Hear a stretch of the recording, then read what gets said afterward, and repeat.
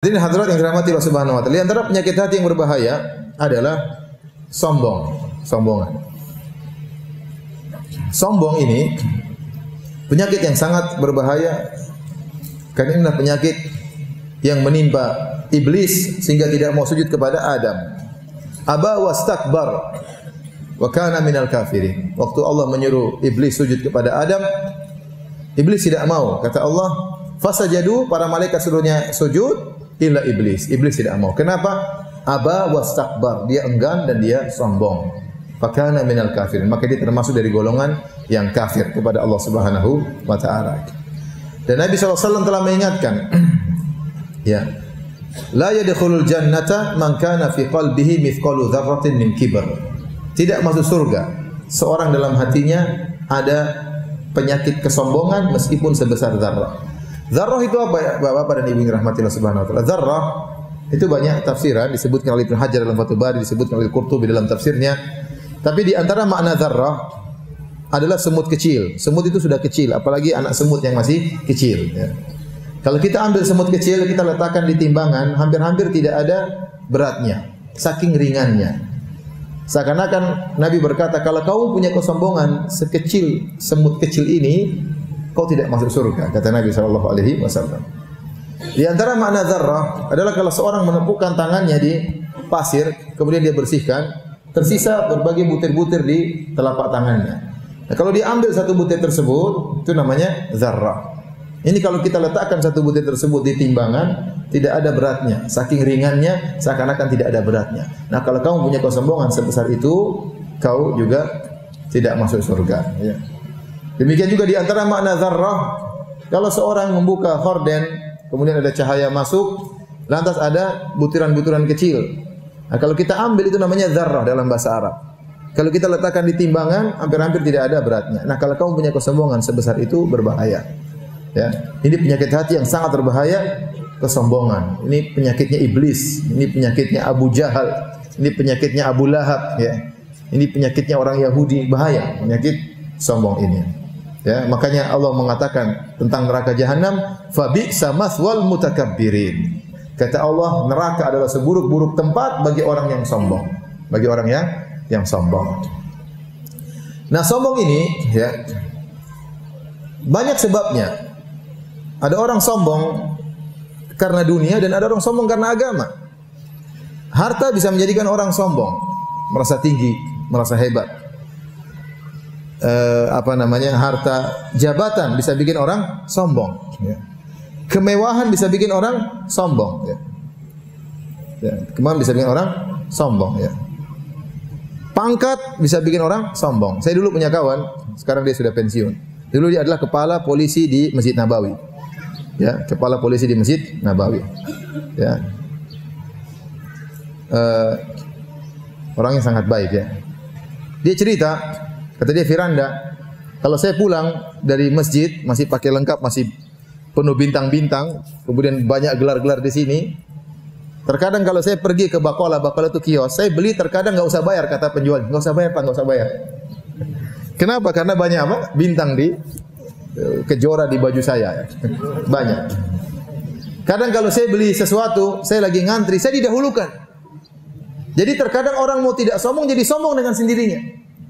Kenapa? Karena dia dihormati oleh banyak orang. Ya, kenapa? Bintang di sini banyak. Jadi begitu dia ngantri, di luar Pak, di luar, kata dia. Tapi coba kalau saya pulang pakai baju biasa, baru bangun tidur kemudian ngantri roti. Panjang pun tidak ada yang suruh saya ke depan, saya diam aja di belakang. Enggak ada yang suruh maju ke depan. Kata dia, ini baju bahaya, Firanda. Baju ini bahaya, ya. Bisa membuat kita sombong tanpa kita sadari. Jadi maksud saya, terkadang kita tidak ingin sombong pun akhirnya terbawa kepada sombongan. Kenapa? Situasi membuat kita angkuh, ya. Contoh sederhana, harta bisa bikin orang sombong. Antum punya mobil misalnya, taruhlah beli mobil harga 4 miliar. Mobil apa harganya 4 miliar? Adalah pokoknya. Terus antum parkir di depan sini, ikut pengajian, parkir di depan sini. Begitu orang-orang bubar pengajian, antum masuk, orang lihat semua enggak? Lihat semua, jadi pusat perhatian. Ada apa? Keangkuhan naik. Semua lihat.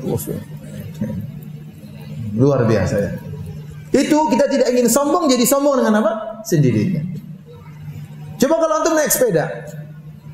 sepeda atau naik motor butut, antum pasti tawadhu, terpaksa tawadhu, nggak bisa sombong. Mau sombong pakai motor butut gimana caranya? Ya. Ya. Makanya dalam hadis Rasulullah SAW menyebutkan, ya, seorang yang mampu memakai baju yang mewah, tapi dia tanggalkan karena ingin tawadhu, takut sombong, Allah akan berikan dia baju yang indah pada hari kiamat. Dia tahu kalau dia pakai baju ini, khawatir dia jadi apa? Sombong. Dia tanggalkan. Dia mampu beli mobil harganya 4 miliar, tapi dia tidak mau pakai. Dia takut apa? Dia sombong. Dia tahu dia mampu beli jam harganya ratusan juta, 500 juta, dia mampu. Tapi dia tidak mau. Kenapa? Dia takut dia sombong. Karena kesombongan terkadang datang dengan sendirinya. Terus ngapain juga beli jam 500 juta? Ngapain? Tapi ada yang beli. Saya kemarin ceramah di Masjid Nabawi. Ada kawan-kawan yang hadir. Saya bilang, itu orang yang beli jam sampai 500 juta. Orang bahlul, saya bilang. Habis itu dia tersinggung. Dia bilang, Ustaz, ini jam saya nih. Ratusan juta. Ya terus gimana? Ente sombong nggak? Sebenarnya saya gimana, Ustaz ya? Saya ini kan konsultan. Jadi saya ketemu orang kaya. Kalau saya pakai jam murahan, mereka kayaknya nggak percaya sama saya ya. Saya bilang, sudahlah, itu urusan kamu dengan Allah. Yang penting kamu tujuannya bukan buat apa? Sombong. Kalau memang supaya klien percaya, ya nggak apa-apa. Itu berarti berkaitan dengan pekerjaanmu, ya. Dengan pekerjaanmu. Saya punya kawan, dia kaya raya ya. Bajunya biasa, sendalnya biasa, penampilan biasa. Kalau antum melihat, antum tidak menyangka dia orang kaya. Tapi anak buah dia yang bagian ketemu dengan klien, jamnya ratusan juta. Pen aja yang berapa puluh juta, tasnya aja yang mahal-mahal. Jadi yang bagian ketemu klien bukan dia. Ownernya biasa-biasa bajunya. Tapi anak buahnya ini memang stylenya keren, karena memang untuk ketemu dengan apa? Klien ya. Tapi intinya ngapain beli jam mahal-mahal ya? Karena itu bisa mengatakan kepada kesombongan. Waktu saya ditanya sama seorang ibu-ibu di pengajian, Ustaz, bolehkah saya beli tas harganya 600 juta? Saya sudah bayar zakat, saya sudah sumbangan, saya sudah ini. Boleh nggak saya beli tas 600 juta? Saya bilang tidak boleh. Terlalu mahal 600 juta. Apa fungsi tas 600 juta? Ya. Kalau tas itu punya fungsi yang hebat, nggak apa-apa. Bisa nyimpan mobil, bisa nyimpan motor. Tapi kalau cuma tas kecil 600 juta, apa fungsinya? Sementara di sekeliling kita masih banyak orang kelaparan. Ya, akhirnya apa? Tatkala kita pakai tas tersebut, sangat mudah kita sombong. Kenapa? Kita ingin lihatkan mereknya. Nih, mereknya. Jadi mereknya diperlihatin terus ya. Dan itu sangat rawan untuk menjadi sombong dan angkuh. Jadi maksud saya, ada hal-hal yang buat kita akhirnya sombong dan angkuh tanpa kita sadari. Dan sarana kesombongan banyak. Ada orang sombong dengan nasabnya, saya ini keturunan ini, saya keturunan ini. Ada. Oh, saya ini ningrat, saya ini pangeran ya, Raden, keturunan kerajaan. Kerajaan mana? Masih ada? Oh, kerajaan sudah runtuh ratusan tahun yang lalu. Terus buat apa dibilang-bilang? Jadi hati-hati. Sebagaimana kesombongan bisa karena dunia, kesombongan juga bisa karena agama. Orang bisa sombong karena ilmu. Karena ilmu. Dan sombongan karena ilmu juga rawan. Orang kalau sudah mulai punya hafalan Quran, sudah 10 juz, seharusnya dia semakin merendah. Tetapi dia mulai timbul keangkuhan. Apalagi dia sudah khatam Quran, mulai ada keangkuhan. Orang yang mulai punya gelar derajat S1 sudah lulus merasa lain. S2 mulai merasa hebat lagi. S3 doktor mulai ada. Ini bisa juga orang sombong karena ilmu. Emang dia belajar di mana? Mau debat dengan saya? Emang dia belajar di mana? Itu ada lafal-lafal kesombongan. Lafal-lafal kesombongan. Jadi hati-hati, saya ingatkan kepada saudara-saudaraku, baik ikhwan maupun akhwat, yang sudah lama ikut pengajian juga, jangan juga menjadi orang yang angkuh. Ya. Sebagaimana harta bisa bikin sombong, ilmu juga bisa bikin angkuh dan bisa juga bikin sombong. Ya. Dan kesombongan itu nampak dari ucapan, ya, kemudian dari gaya jalan, ya. Makanya kata Allah Subhanahu Wa Taala ya, tentang kata Allah Subhanahu Wa Taala, wala tamshi fil ardi maraha. Ya. Jangan kau berjalan di atas muka bumi dengan kesombongan. Dalam ayat yang lain kata Allah Subhanahu Wa Taala, wala tusair khaddaka lin-nasi wala tamshi fil ardi maraha. Jangan kau palingkan wajahmu tatkala bertemu dengan manusia. Sair itu begini. Jadi kalau ketemu orang, Assalamualaikum, Waalaikumsalam. Ya. Ya. Ya. Ada orang begitu. Apa? Ya. Jadi dia palingkan wajahnya, seakan-akan lihat orang itu seakan-akan apa? Dia rendah atau dia tidak pantas wajahnya untuk melihat orang di depan dia. Dia tidak melakukan demikian bukan karena sibuk ya. Kalau orang ada enggak sempat ngelihat karena memang terlalu banyak yang salaman, itu wajar ya. Mau senyum sama semua kadang enggak sempat. Ada yang miss lewat ya, enggak sempat disenyumin. Tapi ada orang yang memang dia sombong. Jadi kalau ketemu dia benar-benar seperti jual mahal ya.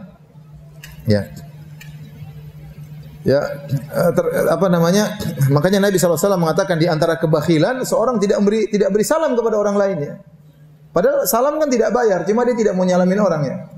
Kenapa tidak mau nyalamin orang? Ada keangkuhan. Kenapa kita mahal kasih senyum? Karena ada penyakit dalam hati, ada keangkuhan. Jadi Allah melarang seorang yang yusair khaddah, dia membolak-balikkan wajahnya. Tusair khaddah ini tanda kesombongan.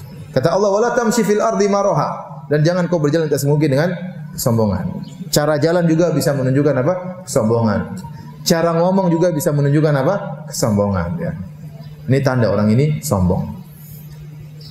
Nah, bagaimana cara melawan penyakit kesombongan?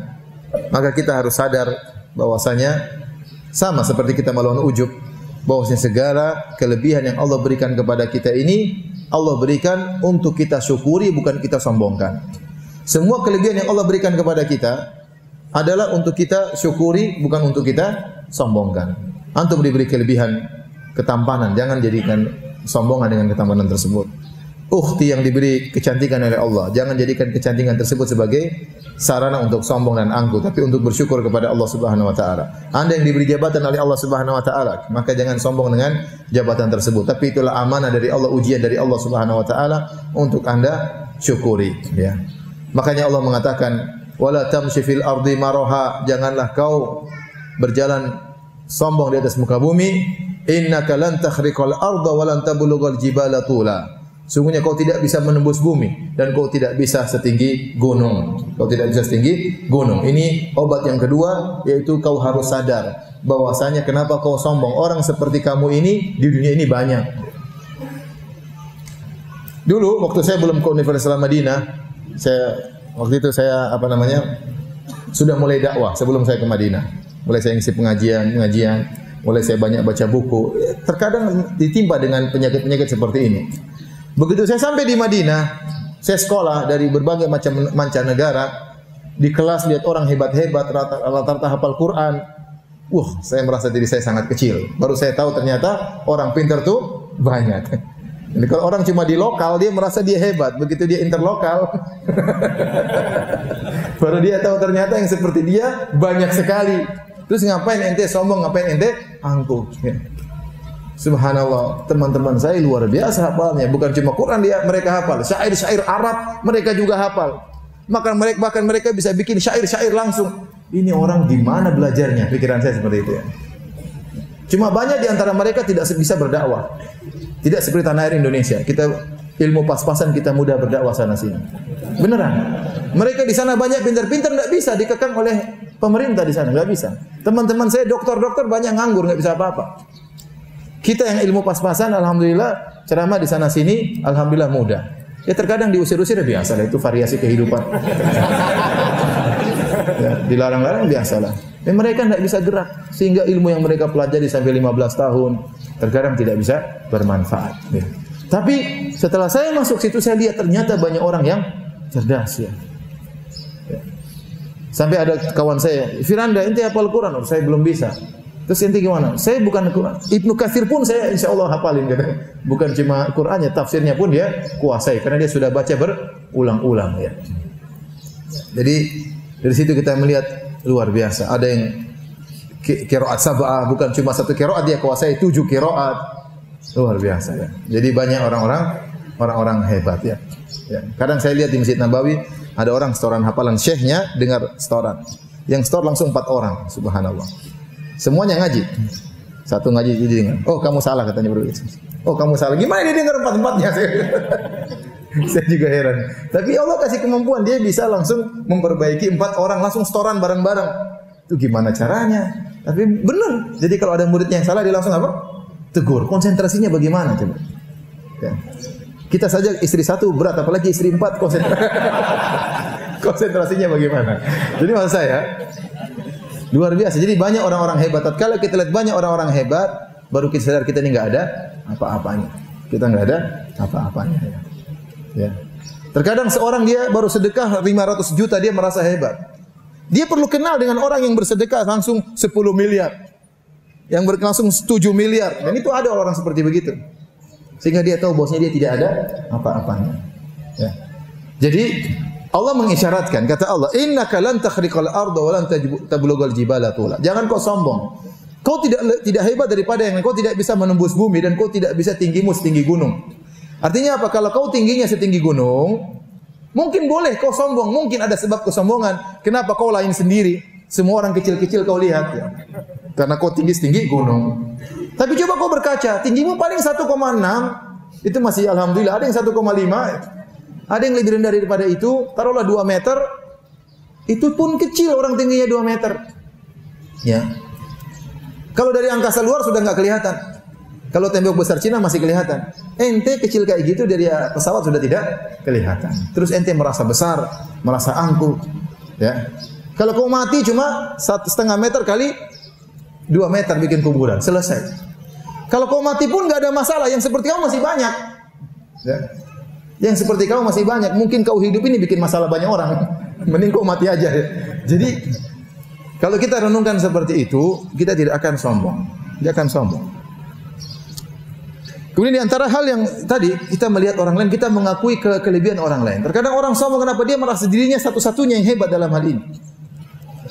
Saya bilang sombong dalam ilmu. Contoh misalnya saya dengan kawan-kawan, teman-teman yang S3.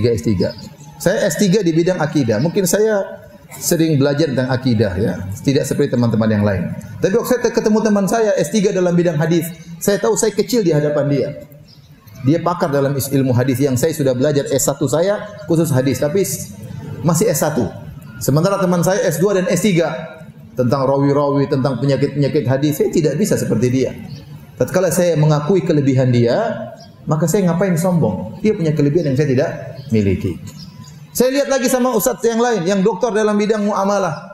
Dia pakar tentang masalah muamalah. Saya tidak bisa seperti dia. Ya saya tahu sedikit-sedikit, tapi tidak bisa sedalam dia. Dan dia pun tahu dia tidak bisa sedalam akidah seperti saya. Dengan demikian kita mengakui kelebihan orang lain, kita akan terhindar dari penyakit sombong. Namun tatkala kita tidak mengakui kelebihan orang lain, akhirnya kita nyinyir terus. Kita merendahkan terus orang lain. Makanya Nabi SAW mengatakan, ya, Al-Muslim akhul Muslim. Seorang Muslim adalah saudara bagi yang lain. Harus bersaudara, tidak boleh saling menjatuhkan. La yazlimuhu, wa la yakhdhuluhu, wa yuslimuhu. Tidak boleh dia menzaliminya, tidak boleh ditinggalkan tatkala lagi dibutuhkan dia tinggalkan, tidak boleh diserahkan kepada musuh. Kemudian kata Nabi SAW, at-taqwa hahuna, ketakwaan tempatnya di hati. At-taqwa hahuna, ketakwaan tempatnya di hati. At-taqwa hahuna, tempatnya di hati, kata Nabi, ketakwaan.